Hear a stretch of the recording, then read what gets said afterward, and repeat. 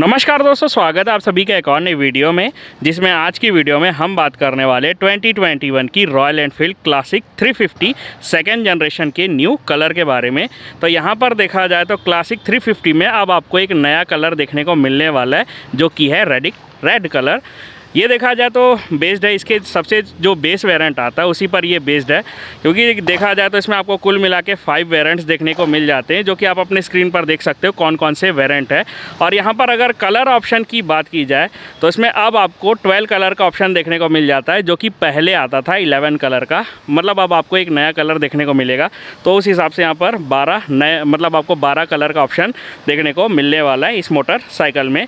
Price के बारे में बात कर लेते हैं तो इसकी प्राइस स्टार्ट होती है 2,10,000 रुपीज़ से 2,44,000 रुपीज़ ऑन रोड रायपुर। बाकी आप अपने सिटी की प्राइस अपने नज़दीकी डीलरशिप से कांटेक्ट करके पूछ सकते हो और बाकी की सारी डिटेल्स आप वहां से ले सकते हो। प्राइस देखा जाए तो थोड़ा सा ऊपर नीचे हो सकता है आपकी सिटी और मेरी सिटी में। अब बहुत सारे भाई ये बोल रहे थे कि मिनिमम जो डाउन पेमेंट होता है उससे रिलेटेड भी थोड़ा सा कुछ बता दिया करो, तो आज से एक जो नई चीज़ है वो ऐड हो रही है। अब आपको जो बाइक के जो मिनिमम डाउन पेमेंट होंगे उसके बारे में भी मतलब वीडियो में मैं बता दिया करूँगा।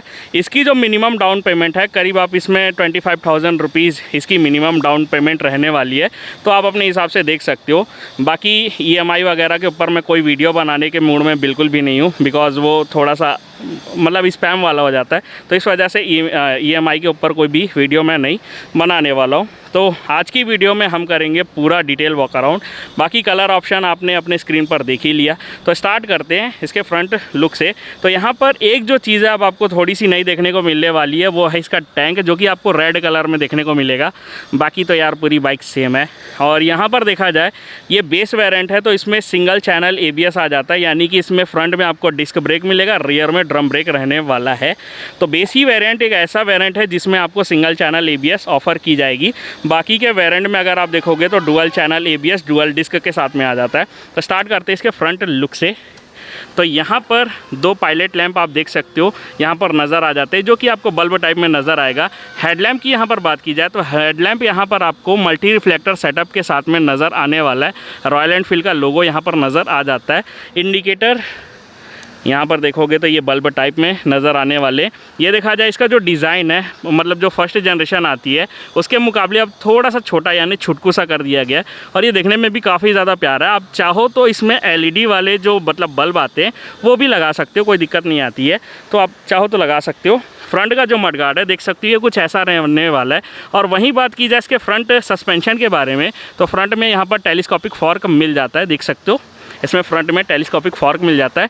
एक चीज़ जो क्लासिक 350 में काफ़ी ज़्यादा मतलब फेमस है, इसके जो फॉर्क है ये इसके अंदर में रहता है, जिसकी वजह से जो मतलब ऑयल सील वगैरह जो रहता है फॉर्क के, वो काफ़ी हद तक प्रोटेक्टेड हो जाते हैं।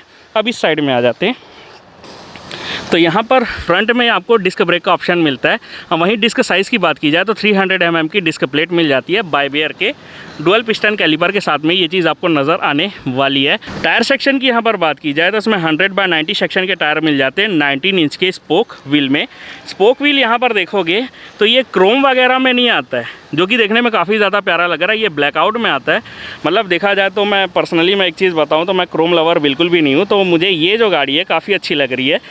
थोड़ा सा ये क्रोम वर्क है तो कोई दिक्कत नहीं होता है, वो चलता है यार। बाकी इसमें जो स्पोक व्हील है ये आपको ब्लैक में नज़र आएगा, और ये आपको थोड़ा सा मतलब क्रोम में नज़र आने वाला है। बाकी आप देख सकते हो यहाँ पर ट्यूब टाइप टायर रहने वाला है इसमें। अब इसके फ्यूल टैंक कैपेसिटी के बारे में बात करें तो इसमें देखा जाए तो 13 लीटर की फ्यूल टैंक कैपेसिटी मिल जाती है। टैंक भी आप देख सकते हो काफ़ी मस्कुलर से इसमें टैंक मिल जाती है। इसको देखा जाए मतलब रॉयल एनफील्ड बोलती है टीयर ड्रॉप टैंक, इसका नाम दिया गया है, ऐसा कुछ नाम रहने वाला है। रॉयल एनफील्ड का जो लोगो है ये आपको देखा जाए तो थोड़ा सा 3D टाइप में नज़र आने वाला है, और जो फ्यूल कैप है ये क्रोम में नज़र आने वाला है। और ये देखोगे तो यहाँ पर साइड स्टैंड और सेंटर स्टैंड दोनों का ऑप्शन मिल जाता है। सेंटर स्टैंड का एडवांटेज ये होता है जब आप अपनी बाइक को वॉश या फिर चैन ल्यूब या फिर क्लीन करते हो तो इससे आपको काफ़ी ज़्यादा मदद मिल जाती है। साइड स्टैंड कटऑफ भी इसमें आ जाता है। और यहाँ पर गियर शिफ्टर और ये फुट पैक वगैरह देख सकते हो। क्रैश गार्ड क्रैश गार्ड आप देखो काफ़ी ज़्यादा मतलब इसमें हैवी सा क्रैश गार्ड मिल जाता है।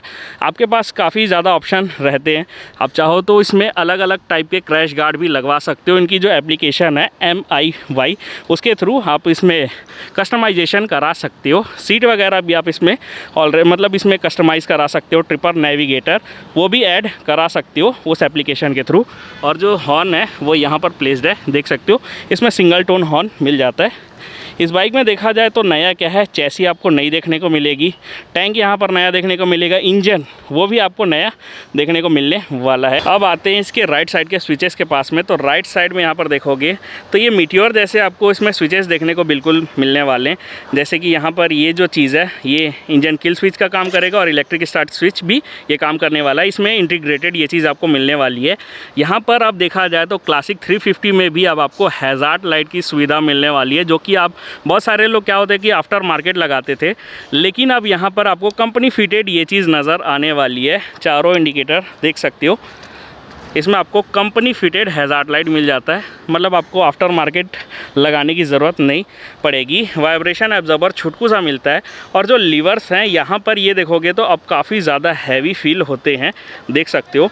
वैसे भी देखा जाए तो रॉयल एनफील्ड की गाड़ियाँ ज़्यादातर अपनी मजबूती की वजह से जानी जाती है, क्योंकि मेटल वगैरह काफ़ी ज़्यादा यूज़ किया जाता है, इस वजह से इसको काफ़ी ज़्यादा पसंद भी किया जाता है। मिरर देख सकते हो ये राउंड में रहने वाले और ये क्रोम फिनिश के साथ में आ जाते, ये क्रोम फिनिश के साथ में आ जाते। हैंडल बार की यहाँ पर बात की जाए तो इस बाइक के अर्गोनॉमिक्स पर भी ध्यान दिया गया है। जैसे कि पहले वाले हैंडल बार जो थे वो थोड़े से अपराइट नहीं थे, मतलब ये ऐसे फ्लैट वाले थे। तो उसमें क्या था कि ना मतलब वो अर्गोनॉमिक्स वगैरह जो मतलब आपके हैंड पेन वगैरह बैक पेन की थोड़ी सी शिकायत थी। अब इस मोटरसाइकिल में ये चीज़ नहीं होने वाली है, क्योंकि इसके जो हैंडल बार है ये कन्वेंशनल टाइप के ही तो मिलते हैं, लेकिन थोड़े से अब अपराइट हो चुके हैं। चाबी दिखा देता हूँ। तो कुछ ऐसी की रहने वाली है इस मोटरसाइकिल की। इसमें वेव की मिल जाती है रॉयल एनफील्ड के लोगो के साथ में।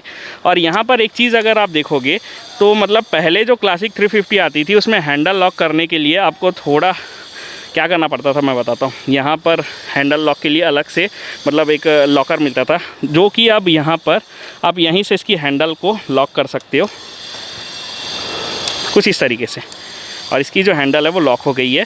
मतलब ये चीज़ अब आपको इस मोटरसाइकिल में नई देखने को मिलने वाली है, जो कि काफ़ी अच्छा अपडेट है। इस मोटरसाइकिल का जो इंस्ट्रूमेंट कंसोल है ये भी अब आपको नया देखने को मिलने वाला। पहले वाले क्या थे, पूरे सेटअप आपको एनालॉग में देखने को मिल जाते थे, लेकिन अब यहाँ पर एनालॉग प्लस डिजिटल का कॉम्बिनेशन यानी सेमी डिजिटल इंस्ट्रूमेंट कंसोल देखने को मिलने वाला है। यहाँ पर देखोगे तो एनालॉग साइड में आ जाता है इसका स्पीड मीटर। यहाँ पर लाइटें भी आपको जलती हुई नज़र आती है, जिसमें यहाँ पर बैटरी इंडिकेटर आ जाता है, ABS की light, engine malfunction light, low fuel indicator, और भी लाइटें हैं जो कि जलती है। जैसे कि यहाँ पर ये पास लाइट अभी नहीं जल रहा है, इंडिकेटर के इंडिकेशन की लाइट, ये सारी लाइटें यहाँ पर नज़र आएगी। न्यूट्रल की लाइट भी यहाँ पर दी हुई है। यहाँ पर देखोगे तो यहाँ पर छुटकू सा डिस्प्ले मिल जाता है, जिसमें आपको मतलब यहाँ पर बताएगा इसका फ्यूल मीटर। अब यहाँ पर देखा जाए तो बहुत टाइम से चर्चा हो रही थी कि क्लासिक 350 या फिर बुलेट वगैरह में फ्यूल मीटर क्यों नहीं दिया जाता, लेकिन देखा जाए तो अब जो शुरुआत हुई है क्लासिक 350 से हुई है, तो अब आपको इसमें मतलब फ्यूल मीटर भी देखने को मिल जाता है। यहाँ पर क्या क्या चीज़ें और दी हुई है वो भी बता देता हूँ। यहाँ पर ट्रिप ऐप बता रहा है, इको और रियल टाइम भी यहाँ पर शो होता है, ओडोमीटर की मेन रीडिंग, ट्रिप 1, ट्रिप 2, तो ये सारी इन्फॉर्मेशन आपको देखने को मिल जाती है। यहाँ पर ये जो चीज़ है, यहाँ पर आप चाहो तो इनकी जो MIY जो मतलब एप्लीकेशन है उसके थ्रू आप यहाँ पर ट्रिपल नेविगेटर भी लगा सकते हो, जिसमें आप नेविगेशन वगैरह सारी चीज़ें एक्सेस कर पाओगे। तो वो आपको अलग से लगवाना पड़ेगा, एक्स्ट्रा खर्चा। लेफ़्ट साइड के स्विचेस के पास में आ जाते तो लेफ़्ट साइड में मिल जाता हॉर्न। एक बार सुनते इसका हॉर्न, तो इसमें सिंगल टोन हॉर्न मिल जाता है। इंडिकेटर, लो हाई बीम, पासिंग की यहाँ पर स्विच देख सकते हो, ये इंटीग्रेटेड मिलने वाली है। और यहाँ पर एक बटन और मिल जाता है ये वाली, जिसकी मदद से आप इसकी मीटर को मतलब जो डिजिटल कंसोल है इसको नेविगेट कर पाओगे। मोबाइल चार्जिंग की सुविधा भी यहाँ पर मिल जाती है, देख सकते हो। यहाँ पर USB चार्जिंग स्लॉट भी दिया हुआ है, जो कि काफ़ी अच्छा बात है। बस आपको अलग से अब यहाँ पर मोबाइल माउंट लगाना पड़ेगा। इंजन की यहाँ पर बात की जाए तो इसमें मिलता है 349 सीसी का single cylinder 4 stroke air cooled FI motor. Power की यहाँ पर बात की जाए तो 20.2 PS की पावर मिल जाएगी और टॉर्क की बात करें तो 27 Nm का टॉर्क इसमें मिल जाता है। ये 5 स्पीड मैनुअल ट्रांसमिशन के साथ में आती है। क्लच टाइप की बात करें तो इसमें वेट मल्टीप्लेट डिस्क मिल जाती है। ट्रांसमिशन टाइप चैन ड्राइव है। माइलेज की यहाँ पर बात की जाए तो 30 to 35 kmpl तक की माइलेज की उम्मीद आप इससे कर सकते हो। इससे हो सकता है कि थोड़ा सा आपको माइलेज ज़्यादा भी मिल जाए, हालांकि मैं इसके आस ही पास बताता हूँ। और इसके अगर फुल टैंक रेंज की बात की जाए तो 410 किलोमीटर की फुल टैंक रेंज मिल जाती है। टॉप स्पीड की बात की जाए तो 125 किलोमीटर पर आवर की टॉप स्पीड रहने वाली है इस मोटरसाइकिल की। वहीं बात करते हैं इसके डायमेंशंस के बारे में। जो इसका कर वेट है वो 195 kg का है। 2145 mm की लेंथ मिल जाती है। 785 mm की विड्थ है। 1090 mm की हाइट मिल जाती है। 1390 mm का व्हील बेस मिल जाता है। 170 mm की ग्राउंड क्लियरेंस है, जो कि काफ़ी अच्छी है। देखा जाए तो ऑफ रोड हो या फिर लेह लद्दाख वगैरह में भी काफ़ी अच्छा परफॉर्म करने वाली है ये मोटरसाइकिल। चैसी टाइप की बात की जाए तो चैसी अब यहाँ पर आपको नई देखने को मिलने वाली है, जो कि आपको मीटियोर्स में भी देखा जाए तो सेम देखने को मिल जाता है। इसको बोला गया है ट्विन डाउन ट्यूब चैसी। अब बैटरी टाइप की भी यहाँ पर बात कर लेते हैं तो इसमें 12 वोल्ट की 8 Ah की बैटरी इसमें मिल जाती है। तो ये सारी चीज़ें हो गई। अब बात करते हैं इसके सीट के बारे में। तो यहाँ पर सीट आप देख सकते हो, ये सीट आपको स्प्लिट में नज़र आने वाली है। स्प्रिंग वगैरह भी बहुत सारे लोग बोलते हैं कि स्प्रिंग देते हैं कि नहीं, तो यहाँ पर देख सकते हो स्प्रिंग वगैरह नहीं लगा हुआ है, लेकिन आपके पास ऑप्शन है, सीट भी आप कस्टमाइज़ करा सकते हो जैसा कि मैंने आपको बताया था। तो यहाँ पर ये जो सीट है ये कुछ ऐसी दी हुई है। कुशनिंग की बात की जाए तो ज़्यादा सॉफ्ट भी नहीं है, ज़्यादा हार्ड भी नहीं है, देख सकते हो। और ये पिलियन साइड वाली भी देख सकते हो। बट बहुत पहले से अपने मैं वीडियोस में कहते आ रहा हूँ, अगर आप इस मोटरसाइकिल को चला रहे हो तो आप हमें कमेंट करके ज़रूर बताना कि इसकी कंफर्ट एंड कुशनिंग आपको कैसी लगती है, सस्पेंशन वगैरह कैसे लगते हैं। तो एक आइडिया हो जाता है कि कैसा मतलब परफॉर्मेंस है इस मोटरसाइकिल का, जो कमेंट को पढ़ते हैं उनके लिए।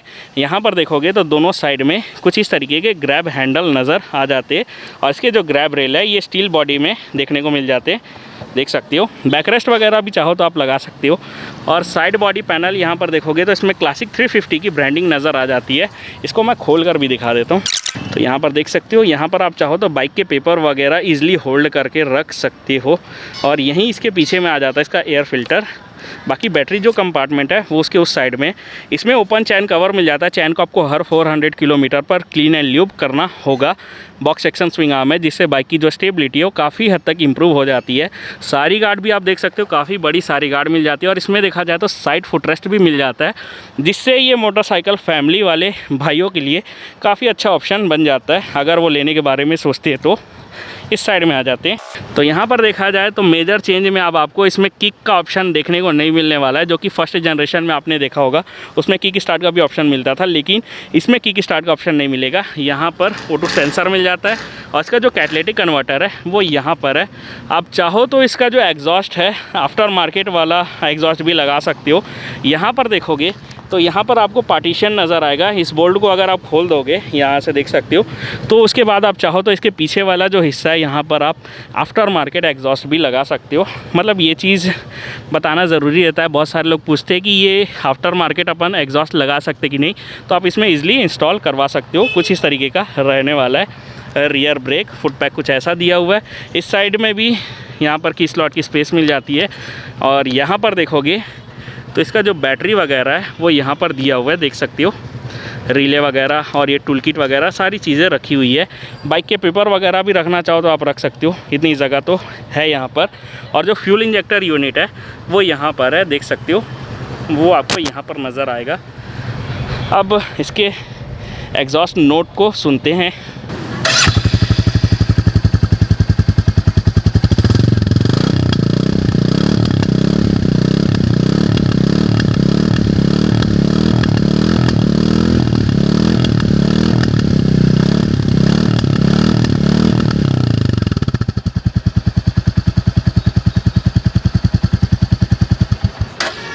एग्जॉस्ट नोट आपको कैसा लगा कमेंट करके हमें ज़रूर बताइएगा। रियर सस्पेंशन की बात की जाए तो रियर में ट्विन हाइड्रोलिक शॉक एब्जॉर्बर देखने को मिल जाते हैं। ये देखा जाए तो एडजस्टेबल शॉक एब्जॉर्बर है। रियर ब्रेकिंग की बात की जाए, जैसा कि मैंने आपको पहले बताया, सबसे बेस वेरिएंट है, तो इसमें आपको रियर में ड्रम ब्रेक मिल जाता है। 153 mm की ड्रम साइज़ रहने वाली है। टायर सेक्शन की यहाँ पर बात की जाए तो 120/80 सेक्शन के टायर मिल जाते हैं 18 इंच के स्पोक व्हील में। फ्रंट एंड रियर दोनों में देखोगे तो ट्यूब टाइप टायर रहने वाला है। टायर भी यहाँ से आप देख सकते हो काफ़ी इसमें वाइट टायर मिल जाते हैं। एंड देख सकते हो बाकी सारी चीज़ें, टायर वगैरह भी अच्छे से घूर के देख लो। एंड अब इसके रियर सेक्शन में आ जाते हैं। तो यहाँ पर देखोगे तो रॉयल एनफील्ड की ब्रांडिंग और जो टेल लैंप है ये भी आपको बल्ब टाइप में नज़र आने वाला है, क्योंकि ये मोटरसाइकिल रेट्रो लुक की वजह से काफ़ी हद तक जानी जाती है। तो बहुत सारी चीज़ें अभी भी इसमें रेट्रो रखने की कोशिश की गई है। रियर का इंडिकेटर सेम फ्रंट जैसा, नंबर प्लेट की स्पेस, रेड रिफ्लेक्टर इसी में। रियर से अगर आप इस मोटरसाइकिल को देखते हो तो काफ़ी बल्की और हैवी नज़र आती है। बाकी ये मोटरसाइकिल आपको कैसी लगी आप हमें कमेंट करके ज़रूर बताइएगा। इस मोटरसाइकिल को लेकर आपकी कोई अदर ओपिनियन या फिर राय है तो भी आप हमें कमेंट करके ज़रूर बताइएगा। इस बाइक की अगर आपको टेस्ट राइड EMI से रिलेटेड कोई भी जानकारी चाहिए तो आप 6th गियर रायपुर में कांटेक्ट कर सकते हो। डिस्क्रिप्शन बॉक्स में आपको उनके कॉन्टैक्ट डिटेल्स मिल जाएंगे। और आप हमें इंस्टाग्राम, फेसबुक पर भी फॉलो कर सकते हो। IDs यहाँ पर फ्लैश हो रही है, लिंक आपको डिस्क्रिप्शन बॉक्स में भी मिल जाएगा। सो गाइस, मिलते हैं फिर नई वीडियो के साथ में। तब तक के लिए be attentive, be smart, always wear helmet, ride safe. जय हिंद, बाय बाय दोस्तों।